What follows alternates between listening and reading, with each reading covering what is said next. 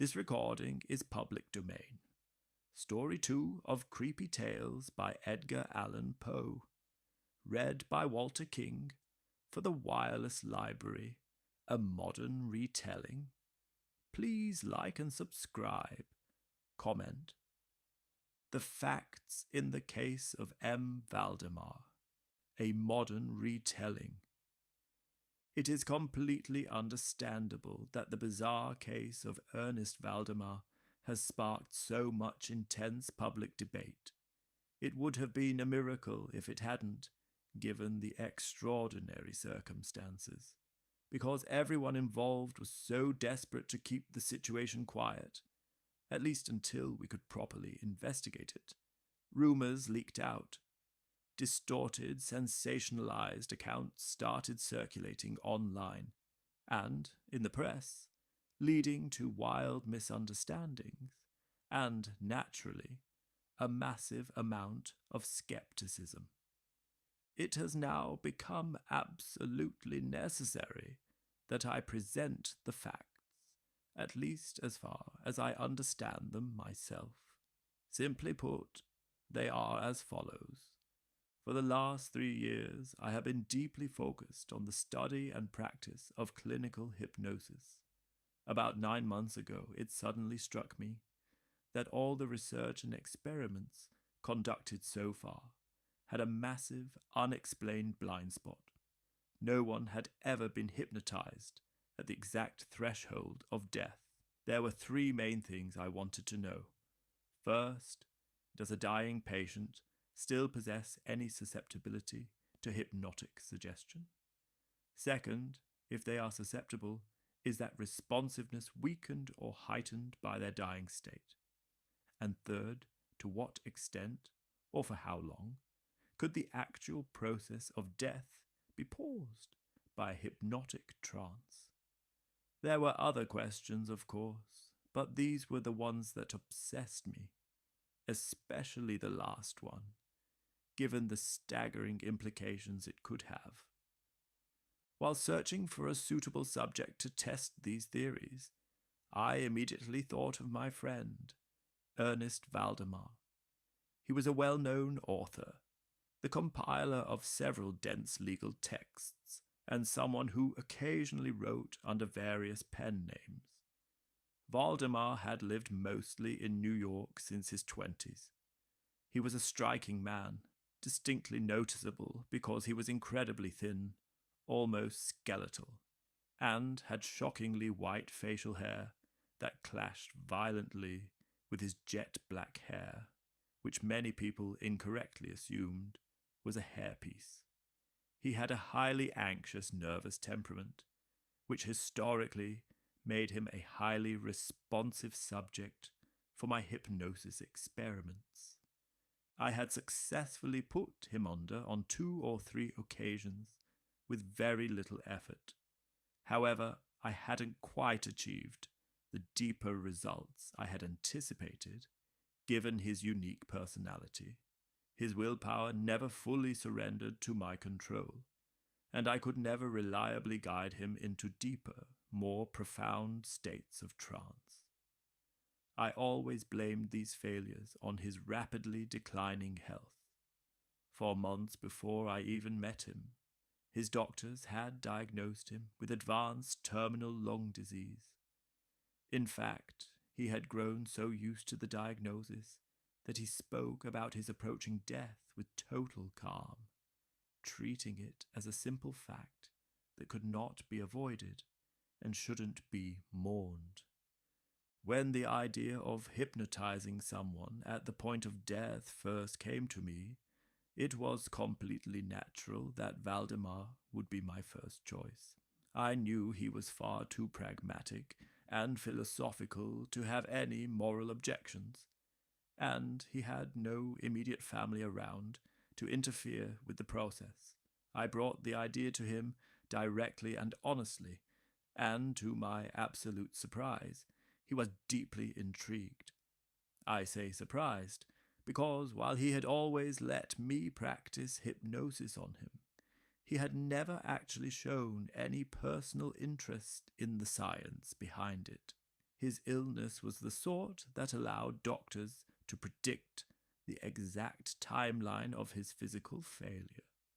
So we finally agreed that he would contact me roughly 24 hours before the time his doctors estimated he would pass away. It has now been a little over 7 months since I received the following text message from Valdemar. You should probably come over now. The doctors agree that I won't make it past tomorrow midnight, and I think their timing is pretty accurate. Valdemar. I saw the message within half an hour of him sending it, and 15 minutes later, I was walking into his bedroom. I hadn't seen him in 10 days, and I was genuinely horrified by how drastically he had deteriorated in such a short time. His skin had taken on a grey, lead-like colour. His eyes were completely flat and lifeless, and he was so severely emaciated that his cheekbones looked as though they might tear through his skin. He was coughing up fluid constantly, and his pulse was incredibly weak. Despite all this, he had held on to a surprising amount of mental clarity and even some physical strength. He was speaking clearly, taking his pain medication without anyone's help, and when I walked in, he was actually busy writing down some notes in a small journal. He was propped up in bed with several pillows. His 2 attending hospice physicians, Dr. D and Dr. F, were in the room with him. After squeezing Valdemar's hand, I pulled the doctors out into the hallway to get a detailed update on his condition. His left lung had been completely useless for 1.5 years, heavily scarred and calcified. The upper part of his right lung was going the same way, while the lower half was basically just a mass of severe, interconnected infections. There were multiple ruptures, and his lung had even permanently fused to his rib cage in one spot. These issues in the right lung had developed alarmingly fast. They hadn't seen any signs of the calcification a month ago, and the fusion to the ribs had only happened in the last 3 days. On top of the lung disease, they suspected he had an aneurysm in his aorta, but the damage to his chest made a clear scan impossible. Both doctors confidently predicted he would die around midnight the following night, which was Sunday. It was currently 7 o'clock on Saturday evening. When they left Valdemar's bedside to speak with me, Dr. D and Dr. F had basically said their final goodbyes to him. They hadn't planned on coming back, but I asked them as a personal favor to drop in on him around 10 o'clock the next night, and they agreed. Once the doctors left, I sat down and spoke openly with Valdemar about his impending death, and more specifically, about the experiment we had planned. He told me he was still entirely willing, eager even, to go through with it, and he pressed me to start right away.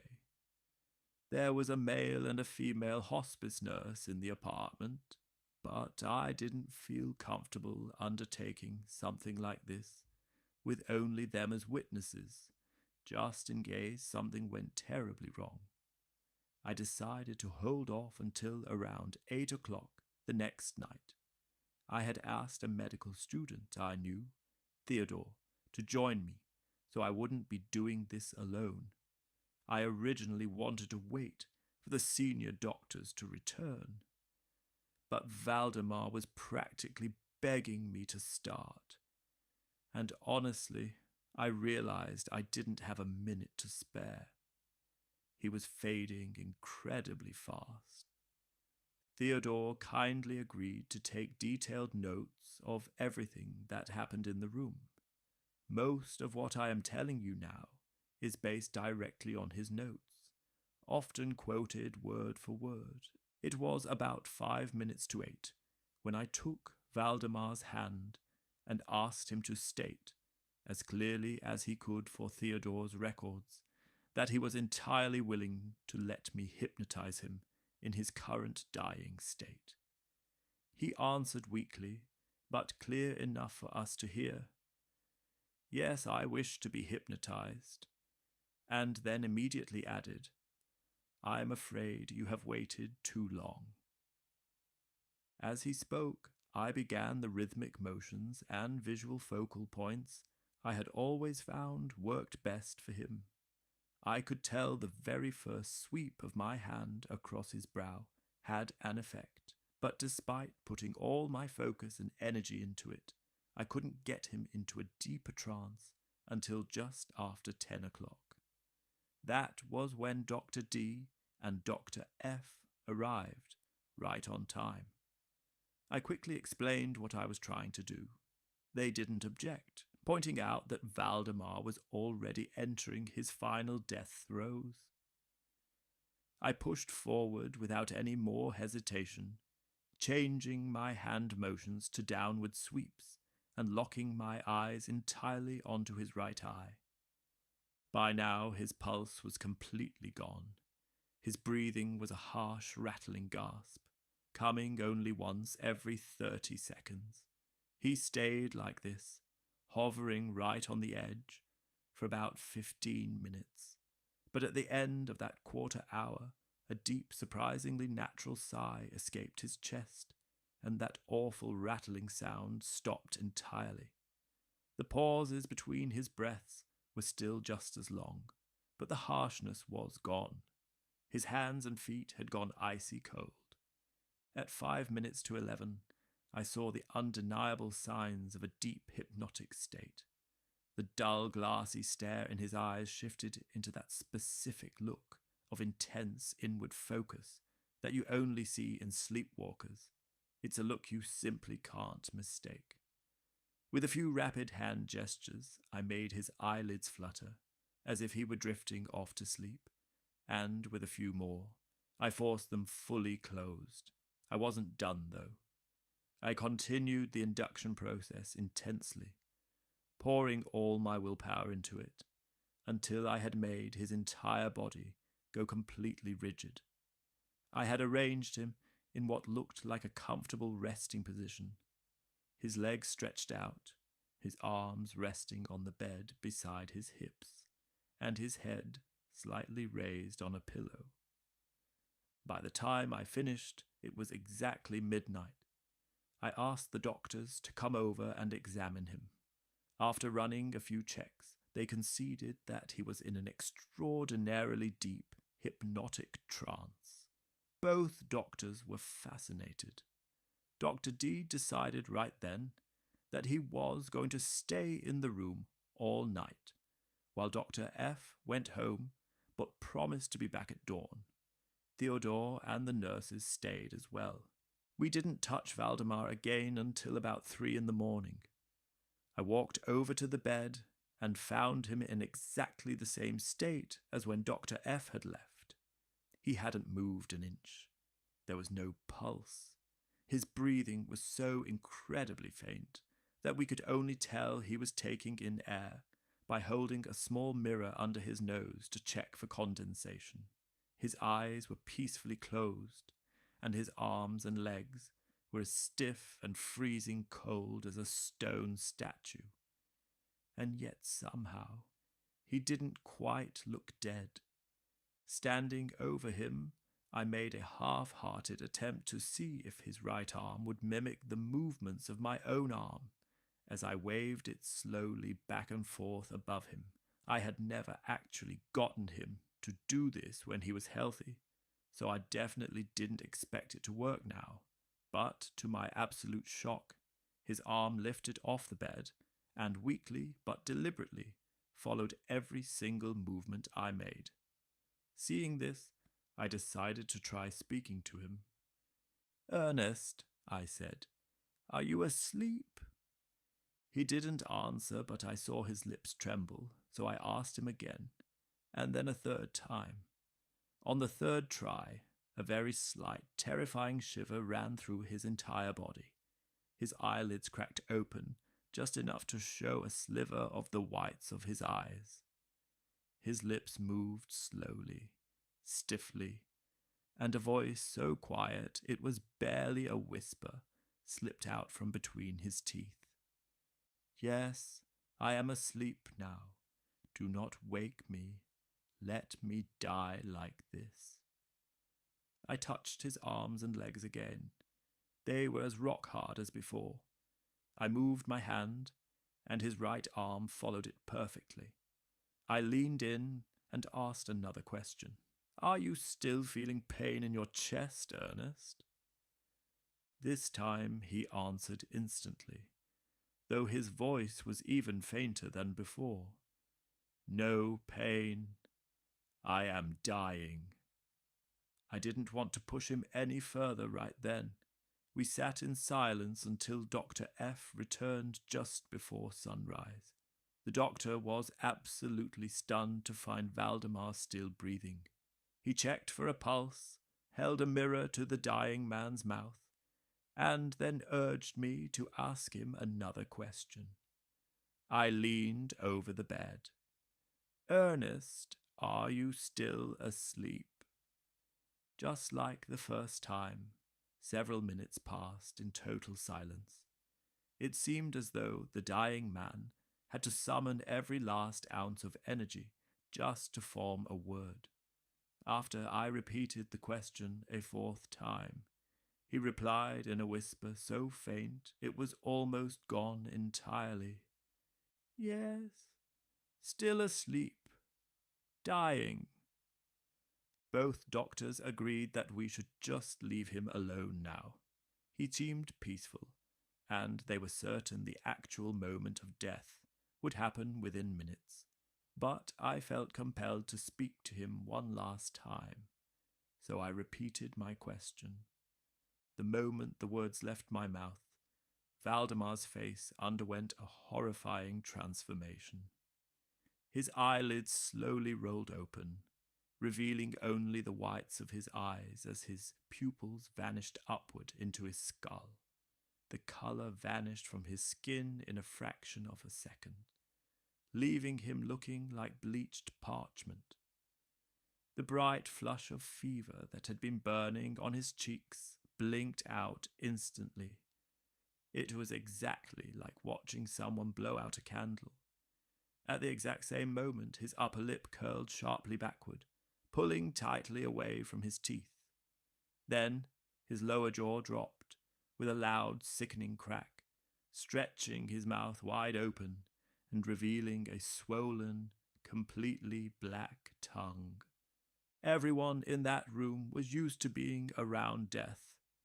We had all seen people die before, but the sight of Valdemar at that moment was so utterly gruesome, so deeply unnatural, that every single one of us physically recoiled and backed away from the bed. I know that what I'm about to tell you will sound impossible. I know people will refuse to believe it, but I have to finish the story. There was no pulse, no breath, no life left in him. We were absolutely certain he was dead. We were just about to ask the nurses to prepare the body when we noticed something moving in his mouth. His blackened tongue was vibrating. It shook violently for about a full minute. And then, from those wide, unmoving jaws, a voice spoke. I don't know how to describe this voice without sounding insane. I could tell you it was harsh or broken or hollow, but none of those words capture the absolute mind-breaking horror of it. It was horrifying because it was a sound that simply does not belong in the human world. There are only two things I can say that might help you understand how unnatural it was. First, the sound didn't seem to be coming from his throat. It sounded like it was echoing from a massive distance away, or bubbling up from a deep pitch-black cave deep underground. Second, and I know how crazy this sounds, the voice felt physical. Listening to it felt the way touching something thick, wet, and gelatinous feels against your bare skin. But despite the horrific quality of the sound, the words themselves were incredibly, terrifyingly clear. He articulated every single syllable perfectly. Valdemar was speaking. He was answering the question I had asked him minutes before, when I asked if he was still asleep. Through those unmoving lips, the voice said, "Yes, no, I have been sleeping, and now, I am dead." No one in the room could hide the pure shuddering terror that those words caused. Theodore, the medical student, completely fainted. The nurses ran out the door and absolutely refused to come back inside. I won't even try to describe the dread I felt in my own chest. We spent the next hour working in complete, traumatized silence to wake Theodore up. When he finally came to, we forced ourselves to look at Valdemar again. His body hadn't changed. He was exactly as I just described him, looking like a rotting corpse, but the mirror showed absolutely no signs of breathing. One of the doctors tried to draw blood, but there was no flow. Furthermore, his arm no longer responded to my hypnotic suggestions. He wouldn't move, no matter what I did. The only indication that the hypnotic trance was still holding him was his tongue. Whenever I asked him a question, his tongue would vibrate. It was as if he was trying desperately to answer, but lacked the physical mechanism to do it. He didn't respond to anyone else in the room. He only reacted to my voice, even when I tried to transfer the hypnotic link to the doctors. That is everything you need to know about his state on that first night. We eventually convinced different nurses to come in, and around 10 o'clock the next morning, I left the apartment with Theodore and the doctors. We all went back that afternoon. He was exactly the same. We had a long debate about whether we should try to wake him up, but we quickly realized there was no point. It was obvious that the hypnotic trance had effectively paused the biological process of death. We all agreed that if I broke the trance, he would simply die instantly. For the next 7 months, we visited that apartment every single day. We brought in other medical professionals and trusted colleagues to observe him. For 7 entire months, Valdemar lay in that bed, frozen in exactly the same horrifying state. The nurses had to tend to him around the clock. Finally, last Friday, we made the decision to end the experiment. We decided to wake him, and it is the disastrous result of this attempt that has caused so much outrage and controversy online and in the press. I stood over the bed and made the standard hand gestures to break a hypnotic trance. At first, nothing happened. The first sign that it was working was when his eyes began to shift. The pupils slowly rolled back down into view. At the exact same time, a thick yellow fluid began pouring out from under his eyelids. The smell was sharp, overwhelming, and utterly foul. The doctor suggested I try to make his arm move again. I tried, but nothing happened. Dr. F. then quietly asked me to ask Valdemar a question. I leaned down and said, "Ernest, can you tell us what you are feeling right now? What do you want?" Instantly, 2 bright, feverish red circles burned onto his cheeks. His blackened tongue started vibrating wildly. almost rolling around inside his open mouth. His jaw and lips stayed completely locked in place. And then that same hollow, unearthly voice exploded out of him. "For God's sake, quick, quick, put me to sleep. Or quick, wake me, quick. I am telling you, I am dead." I was completely terrified. For a split second, my mind blanked, and I didn't know what to do. My first instinct was to try and push him back into the trance, to quiet him down. But I couldn't focus my will, so I reversed course and frantically started trying to wake him up. I could feel the hypnotic hold breaking. I was certain it was going to work, and everyone in the room braced themselves to see a dead man finally close his eyes and pass on. But nothing on earth could have prepared any human being for what actually happened. As I frantically made the motions to break the trance, the voice kept screaming, "Dead! Dead!" It sounded like it was detonating directly off his tongue. And as the last hold of the hypnosis shattered, his entire body gave way. In the span of less than 60 seconds, right beneath my hands, Ernest Valdemar shrunk inward, crumbled, and completely rotted away. There, on the mattress, in front of all of us, was nothing but a liquid, spreading mass of unspeakable, detestable rot. The end. We hope you enjoyed that.